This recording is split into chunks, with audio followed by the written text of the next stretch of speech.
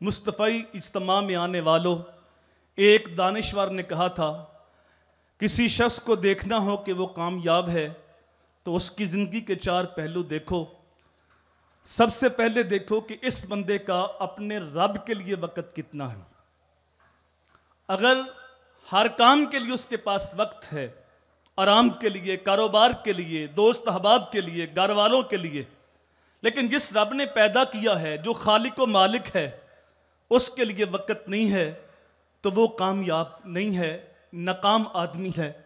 इस कायनात में सबसे ज़्यादा कामयाब हस्ती मेरे आपके आका व मौला हुजूर नबी रहमत सल्लल्लाहु अलैहि वसल्लम की ज़ात है। लेकिन हुजूर सल्लल्लाहु अलैहि वसल्लम की ज़िंदगी हमें ये सबक देती है कि हुजूर सल्लल्लाहु अलैहि वसल्लम का ज़्यादा वक़्त अपने रब के लिए होता था। हमारे ऊपर 5 नमाज़ें फ़र्ज़ हैं, लेकिन हुजूर सल्लल्लाहु अलैहि वसल्लम पर 6 नमाज़ें फ़र्ज़ थी, तहज्जुद भी फ़र्ज़ थी। लेकिन फ़रज़ के अलावा मेरे हुजूर नवाफिल की कसरत करते, सारी सारी रात मुसल्ले पे गुजार देते। हत्ता तवर्रमत कदमाहु, हुजूर की पिंडलियाँ सूज जाती।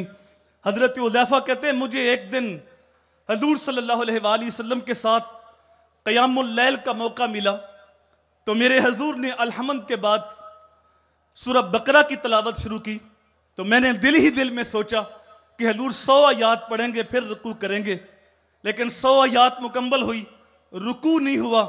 मैंने दिल ही दिल में सोचा सूरह बकरा मुकम्मल होगी तो फिर रुकू होगा, लेकिन आले इमरान, सूरह निसा, हुजूर सल्लल्लाहु अलैहि वसल्लम ने एक रकत में 5.25 पारों की तिलावत की।